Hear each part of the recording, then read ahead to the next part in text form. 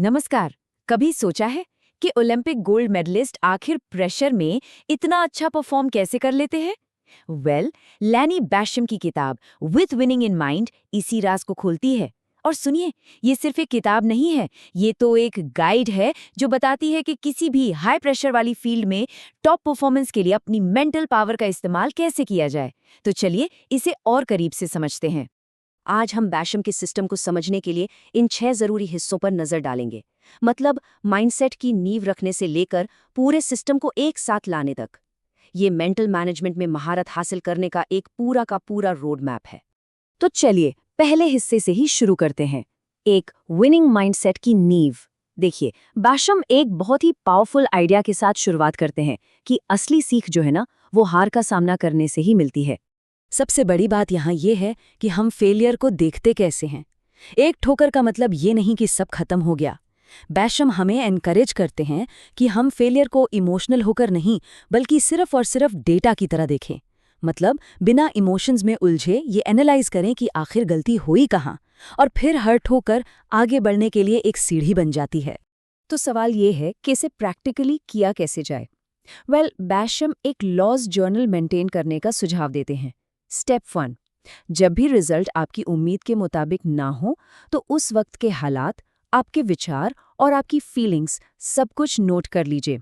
और स्टेप 2, हर एंट्री के बाद कम से कम 3 ऐसी खास बातें लिखिए जो आपने सीखी, जो अगली कोशिश में आपके काम आ सके। चलिए अब आते हैं इस किताब के सबसे जरूरी हिस्से पर, द ट्राई माइंड सिस्टम।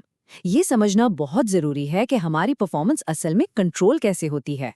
बैशम के मुताबिक हमारी परफॉर्मेंस 3 अलग अलग मन के तालमेल से निकलती है, बिल्कुल एक ऑर्केस्ट्रा की तरह। सोचिए, अगर ये तीनों हिस्से एक साथ काम न करें तो अंदर ही अंदर एक खींचतान चलती रहती है। लेकिन जब इनमें हार्मनी होती है तभी असली मास्टरी हासिल होती है। तो ये 3 मन है कौन से? पहला है चेतन मन, यानी हमारा कॉन्शियस माइंड, जो इरादे और फोकस को कंट्रोल करता है। दूसरा है अवचेतन मन, यानी सबकॉन्शियस माइंड, जो हमारी आदतों और स्किल्स को ऑटोमेटिक मोड पर चलाता है। और सबसे ज़रूरी तीसरा है आत्मछवि, यानी हमारी सेल्फ इमेज। ये वो विश्वास हैं जो तय करते हैं कि हम कितना अच्छा परफॉर्म कर सकते हैं। अब सोचिए, अगर आपका कॉन्शियस गोल आपकी लिमिटेड सेल्फ इमेज से मेल नहीं खाता तो कॉन्फ्लिक्ट तो होना ही है। तो फिर इन तीनों को एक लाइन में लाएं कैसे? इसके लिए एक बहुत पावरफुल एक्सरसाइज है। स्टेप 1, अपनी किसी मौजूदा चुनौती को देखिए और उससे जुड़ा एक गोल, एक आदत और एक लिमिटिंग बिलीफ यानी सीमित करने वाले विश्वास को पहचानिए। स्टेप 2, अब इन तीनों को अलाइन करने के लिए एक रिटन प्लान बनाइए। अपने उस विश्वास को दोबारा लिखिए, अपनी आदत को एडजस्ट कीजिए और अपने गोल को हर रोज दोहराइए। ठीक है, तो अब जब हम ट्राई माइंड सिस्टम को समझ चुके हैं तो चलिए आगे बढ़ते हैं और उन खास मेंटल टूल्स के बारे में जानते हैं जो इस पूरे सिस्टम की नींव हैं। गोल सेट करना भी अपने आप में एक कला है। बैशम इस बात पर बहुत जोर देते हैं कि गोल को फ्यूचर टेंस में नहीं बल्कि प्रेजेंट टेंस में बनाइए। जैसे मैं ये पुट डुबो रहा हूँ। ऐसा इसलिए क्योंकि हमारा सबकॉन्शियस माइंड वो टाइम में फर्क नहीं कर पाता। साथ ही उसमें सेंसरी डिटेल्स भी डालिए। मतलब कामयाबी के उस पल में आप क्या देखेंगे, क्या महसूस करेंगे और क्या सुनेंगे। और आखिर में एक इमोशनल एंकर भी जोड़िए कि आप उस परफॉर्मेंस के दौरान और बाद में कैसा महसूस करना चाहते हैं। विजुअलाइजेशन यानी मानसिक कल्पना की पावर कमाल की है। हमारा दिमाग किसी बहुत साफ तस्वीर पर ठीक वैसे ही रिएक्ट करता है जैसे वो सच में हो रही हो। लेकिन यहाँ एक बात याद रखनी बहुत जरूरी है कि नेगेटिव इमेजरी भी उतने ही असरदार तरीके से गलत नतीजों को प्रोग्राम करती है। इसकी प्रैक्टिस के लिए रोज सिर्फ 5 मिनट निकालिए और अपनी कामयाबी की मेंटल फिल्म को शुरू से आखिर तक देखिए। और हाँ, स्पॉट फ्रीज टेक्निक का इस्तेमाल कीजिए। मतलब जरूरी पलों पर रुक कर चेक कीजिए कि सब कुछ परफेक्ट है या नहीं। सेल्फ टॉक यानी खुद से बात करना एक और जबरदस्त टूल है। इसमें क्यू वर्ड्स हो सकते हैं जैसे स्टेडी या रिलैक्स। इसमें अफर्मेशंस भी हो सकते हैं जो आपके विश्वास को मजबूत करें। और इसमें करेक्टिव रिमाइंडर्स भी, मतलब गलती के बाद फोकस वापस लाने वाले फ्रेजेस। ये सब आपका ध्यान और कॉन्फिडेंस बनाए रखते हैं। प्रैक्टिस के लिए अपने मेन गोल से जुड़े कोई 5 पर्सनल क्यू और अफर्मेशंस बनाइए और उन्हें रोज दोहराइए। तो मेंटल टूल्स तो हमारे पास आ गए, अब ये समझना ज़रूरी है कि हम अपनी फिजिकल और मेंटल स्टेट और साथ ही अपने कंसंट्रेशन को कंट्रोल कैसे कर सकते हैं। बेस्ट परफॉर्मेंस के लिए सही लेवल का अराउजल यानी उत्तेजना बहुत ज़रूरी है। इसके लिए एक इमोशनल रेगुलेशन प्लान बनाइए। स्टेप 1, स्ट्रेस के अपने पर्सनल साइन पहचानिए और उनकी लिस्ट बनाइए, जैसे जबड़े का कसना या सांसों का तेज होना। स्टेप 2, एक एंकर वर्ड और एक ब्रीदिंग पैटर्न सेट कीजिए। मान लीजिए 4 सेकंड सांस अंदर और 6 सेकंड बाहर।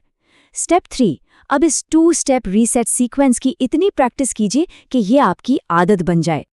अब बात करते हैं कंसंट्रेशन की, जो 2 तरह का होता है। एक होता है स्पॉट फोकस, मतलब किसी एक ही टारगेट पर पूरा ध्यान लगाना, जैसे कोई शूटर अपने निशाने पर लगाता है। इसका मकसद होता है प्रिसिजन। दूसरा होता है ब्रॉड फोकस, यानी अपने आसपास की पूरी सिचुएशन से अवेयर रहना, जैसे कोई क्वार्टरबैक पूरे फील्ड पर नजर रखता है। इसका मकसद होता है बदलते हालात में ढलना। और जो टॉप परफॉर्मर्स होते हैं ना, वो इन दोनों की ट्रेनिंग करते हैं। ठीक है, तो अब हमारे पास मेंटल टूल्स तो हैं, पर सवाल ये है कि इन्हें इस्तेमाल कैसे करें।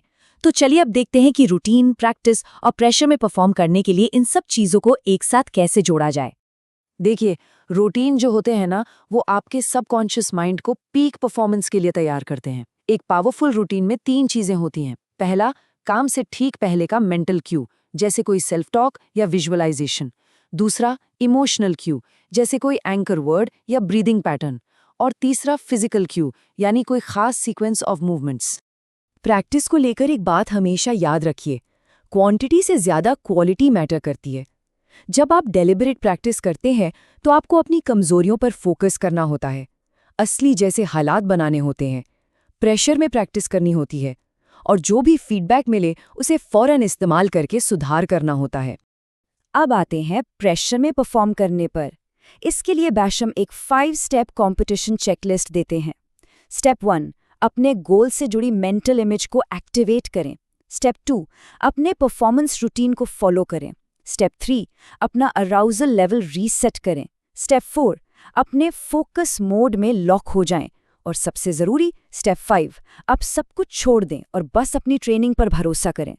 और अब हम आ गए हैं अपने आखिरी सेक्शन पर।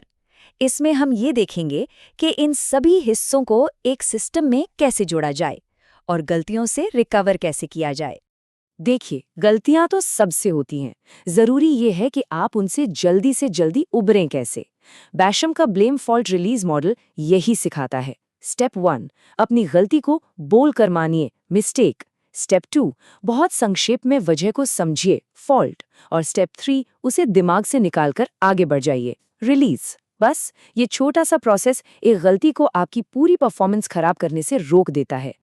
अब इन सब चीज़ों को एक साथ लाने के लिए बैशम एक सिस्टम ट्रैकर बनाने की सलाह देते हैं। ये क्या है? ये समझिए कि आपकी अपनी पर्सनल मेंटल प्लेबुक है, एक लॉग बुक जिसमें आप अपने गोल्स, इमेज, सेल्फ टॉक और रूटीन सब कुछ ट्रैक करते हैं। और ये कोई पत्थर की लकीर नहीं है, ये एक ऐसा डॉक्यूमेंट है जो आपकी प्रोग्रेस के साथ साथ बदलता रहता है। तो आप अपना पर्सनल मेंटल प्लान कैसे बना सकते हैं? ये रहे 5 आसान स्टेप्स। सबसे पहले अपना शुरुआती सिस्टम ट्रैकर तैयार कीजिए। फिर रोजाना 5 मिनट का मेंटल मैनेजमेंट सेशन शेड्यूल कीजिए। हर हफ्ते कम से कम 8 डेलिब्रेट प्रैक्टिस ड्रिल अपनी रूटीन में शामिल कीजिए। अपने परफॉर्मेंस लॉग को हर हफ्ते रिव्यू करिए और आखिर में अपने सिस्टम को कम रिस्क वाले असली दुनिया के हालात में टेस्ट कीजिए। और आखिर में ये एक पावरफुल बात हमेशा याद रखिए, आपका मेंटल गेम कोई रुकी हुई चीज नहीं है, ये एक जीती जागती कला है। अपने सिस्टम को लगातार ट्यून करते रहिए, टेस्ट करते रहिए और बेहतर बनाते रहिए, क्योंकि जब आप ऐसा करेंगे तो प्रेशर में लगातार मास्टरी हासिल करना सिर्फ मुमकिन ही नहीं बल्कि शायद जरूरी भी हो जाएगा।